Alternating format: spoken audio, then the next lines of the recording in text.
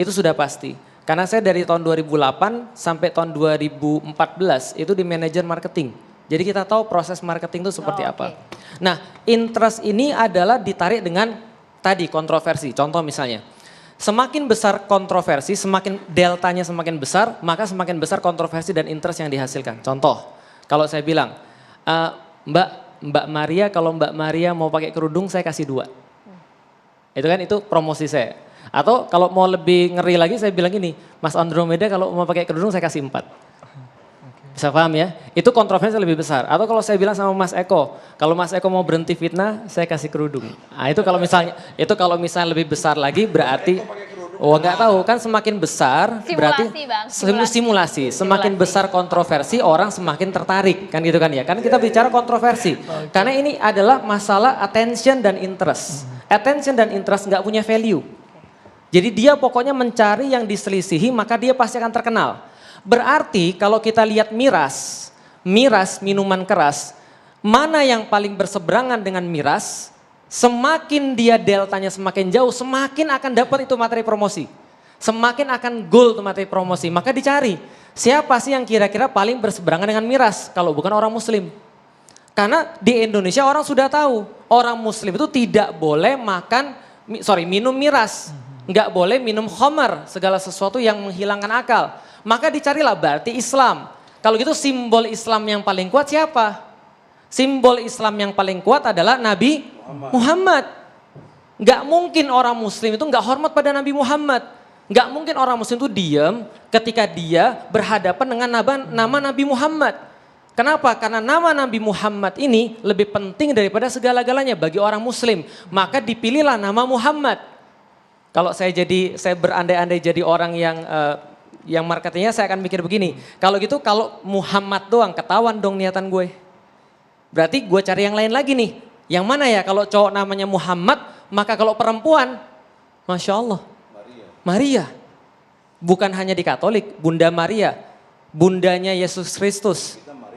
Di kita Maryam sama, bacaannya Maryam sama. Bagi kita adalah bunda suci, perawan yang tidak pernah tersentuh manusia. Dan kesuciannya ini disebut oleh Rasulullah. Artinya ini juga menyinggung kita sebagai orang-orang muslim, penyebutan nama Maria. Ini berseberangan ketika kemudian ini ada di meja orang yang bahas, oh ini goal ini pasti nih. Ini nggak mungkin nggak menimbulkan kontroversi. Tapi Ustadz, apakah betul-betul sebegitu terstrukturnya Oke, nanti saya jelasin, nanti kita sampai ke sana. Ini pasti akan goal, nggak mungkin nggak menimbulkan kontroversi. Pasti menimbulkan kontroversi dan ini adalah dalam ilmu komunikasi attention-nya dapat, interest-nya dapat. Tinggal di-convert ke action. Tinggal di-convert kepada langkah-langkah yang lain, kan gitu kan ya. Oke, kalau gitu kita lihat, mungkin nggak ini adalah langkah yang sangat terstruktur. Kenapa TV One warna merah? Kenapa TV One warna merah? Mencolok? Berani, Bang. Bukan yang mencolok. Kenapa TV One di tempat-tempat yang lain ini merah, ini merah, segala macam. Kenapa nggak ada yang hijau? Kenapa nggak ada yang warna biru? Kenapa nggak ada yang warna kuning?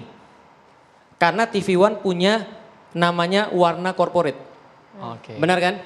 Sebagai manajer marketing, kita sudah brief kepada seluruhnya bahwa perusahaan itu punya value.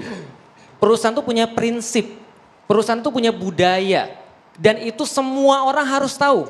Dari direksi sampai dengan tukang sapu itu semua harus tahu bagaimana visi perusahaan, misi perusahaan, lalu bagaimana kemudian nilai-nilai yang dijunjung perusahaan, budaya perusahaan. Sehingga yang saya khawatirkan Holy Wings ini sudah memberikan brief kepada orang-orangnya bahwasanya mereka itu pengen berhadapan-hadapan dengan sesuatu yang bersifat mainstream. Karena yang dijual mungkin sesuatu yang bukan mainstream. Mungkin sesuatu yang dalam tanda kutip berlawanan dengan agama. Maka muncul promosi kayak gitu. Artinya adalah apa? Ini adalah puncak daripada gunung es yang besar. Apa kemudian di bawah gunung es ini yang kita lihat ini? Narasi-narasi desakralisasi terhadap agama. Monsterisasi terhadap agama. Di barat sana ketika mereka kemudian melihat agama. Mereka jadi sudah bully-bulian.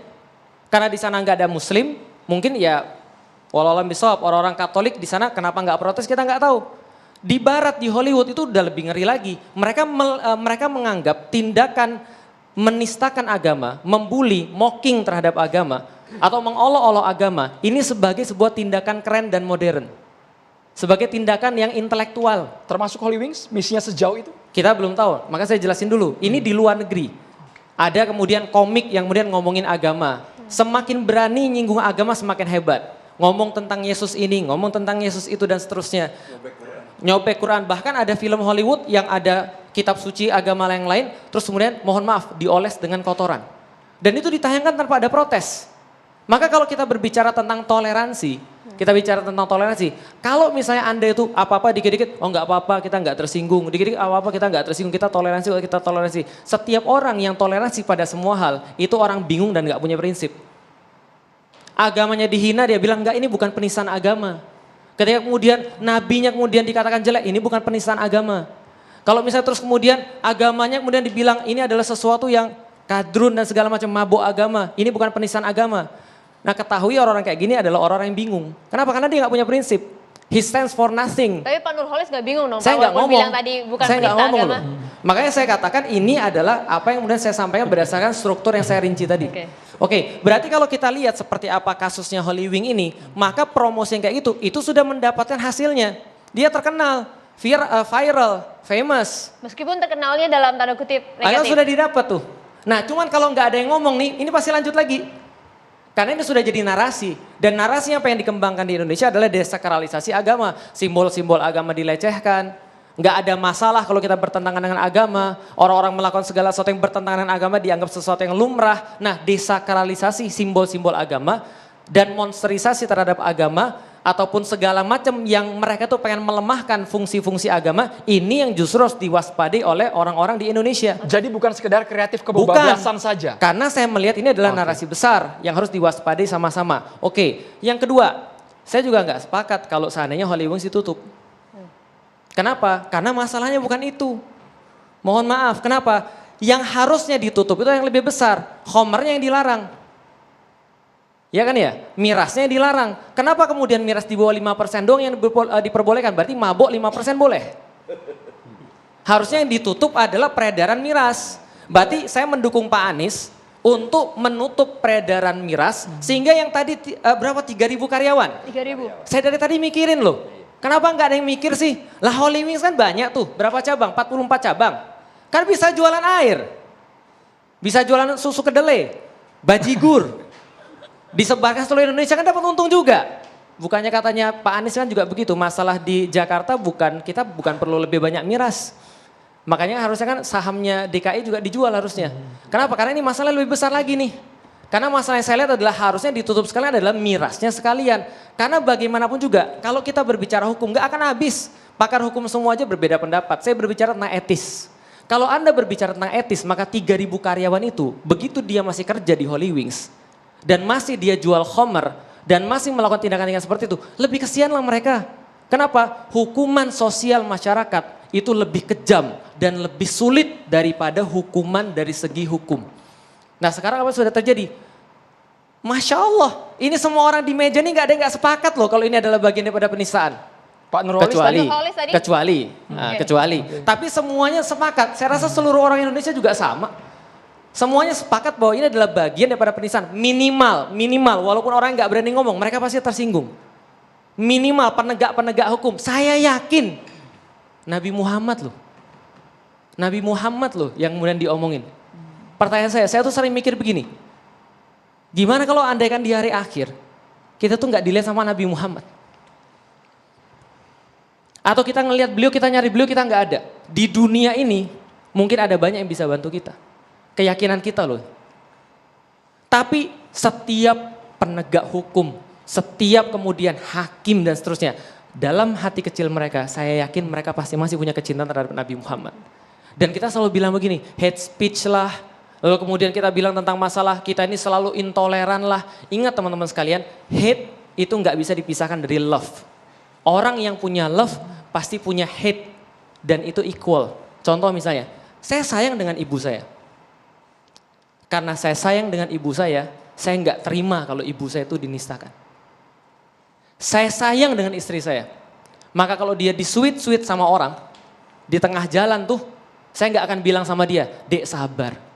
Yang penting saya kan sudah nafkahin kamu." Itu tidak menghilangkan gangguan yang dia terima. Dan mungkin rasa sakit hati ternyata suaminya nggak bela dia. Gitu kan ya? Saya sayang dengan bapak saya. Andaikan bapak saya itu dihina orang, dan yang hina ada 10 orang, dan saya nggak sanggup untuk bela bapak saya, walaupun saya harus kemudian kalah, mendingan saya kalah daripada saya mundur. Saya sayang dengan bapak saya, ibu saya, istri saya sayang dengan anak-anak saya. Maka saya sayang dengan anak saya benci banget sama orang-orang yang mungkin mereka melecehkan anak-anak saya. Dan asal orang-orang tahu, Nabi Muhammad dibandingkan dengan bapak saya, ibu saya, istri saya, anak saya, bahkan nyawa saya sendiri, itu nyawa kita masih terlalu murah untuk itu.